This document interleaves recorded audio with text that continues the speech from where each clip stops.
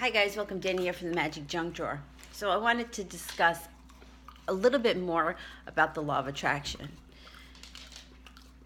because I've been really working with it lately and I'm really trying to stay focused.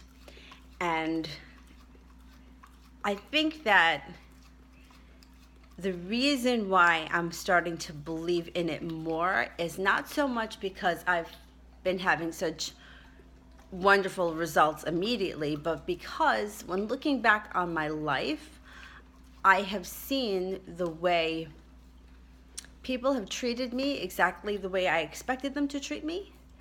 Like, I had made a video not that long ago about how when I was in 6th grade, me and one of my friends, she was my best friend at the time, the two of us sat in our desks were together. It was just the two of us, and we were to the right of the teacher's desk. And then there was a group of kids, of girls, there was like maybe 4 of them that were like to the right of us, and then there was another group of 4 to the right of them. And that's how the room was set up. But me and her were the only 2 that were together. And I remember always having this fear that one day I would come into school and she would move her desk and she would choose to sit with the other group, another group, one of the other groups of girls. And that was exactly what happened. I came in one day and she moved her desk and I was sitting there like to the right of the teacher's desk and I was totally horrified. But that's just one experience that I can recall right now. But looking back, I've seen how people did treat me the way that I expected them to be treated. Not the way I wanted to be treated, but the way I expected them to treat me. There have just been other situations that have come up that we could have called it before it even happened because it was so obvious. I worked with a woman for years, and this woman, for whatever reason, she hated me. And it kind of became like a real company joke because it was so obvious that for whatever reason, it could have been that I killed her family in a past life. Maybe that was the reason, because in this life, I never did anything to her. But the woman just hated me. And it was like almost laughable because she would come into the office and she would go around to everyone and like she would be like, "Oh, how was your Christmas?" and blah, blah, blah, blah, blah, and how was your Christmas? And how was your Christmas? And how was your Hanukkah? Whatever. And I would be the only person she wouldn't ask, and then she would walk out the door, and then all of my coworkers would be like, "Hey, Danny, how was Christmas?" It was laughable. Did it bother me? Most of the time, no, because sometimes you get into a situation like that, there is no reason for it. I was never rude to her. I was never mean to her. For whatever reason, she just didn't like me. And I wasn't going to change that no matter what I did. But I became like accustomed to expecting to be treated like that by her. And I always was. I never went out of my way to try to be friendly to her because I knew she didn't like me.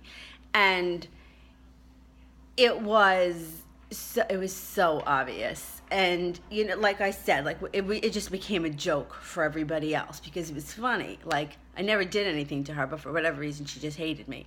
And we would joke about it because it was so blatant. But after a while, it's like you come to expect it. And then this is what continuously happened. Like, she would come in after every holiday weekend and how was your Easter? And how was it? And not ask me and walk. I would be the only person, sitting there. And then everybody else would be like, "Hey, Danny, how was Easter? You have a good Easter?" And we would laugh. So when you look back on these things, like look back on your life. Were you able to predict some of these things? Now, this is another situation where what came first, the chicken or the egg? Did she treat me like that because I expected it? So I expected it, so she treated me like that? You know what I'm saying? Like, there comes a point where, are you psychically predicting your future out of what happened to you in your past? Now, I might have mentioned this in a video before where I was in the middle of a situation or a circumstance that I was explaining to somebody, and this girl fired off an explanation as to what was going to happen. This is going to happen, and by that time you'll be doing this, and ba ba ba ba ba ba ba ba.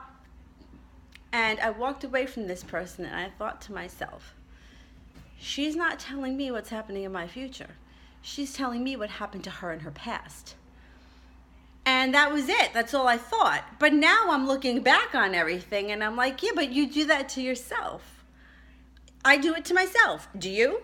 Do you get into some kind of a situation and say, this is what's going to happen, and you're predicting that this is what's going to happen because that's what happened to you 10 times in the past, and it happened to you 10 times in the past because 9 times in the past before you expected it to happen, and 8 times before that you expected it to happen, and 7 times before. You see what I'm saying? So you have it in your mind that this is going to happen.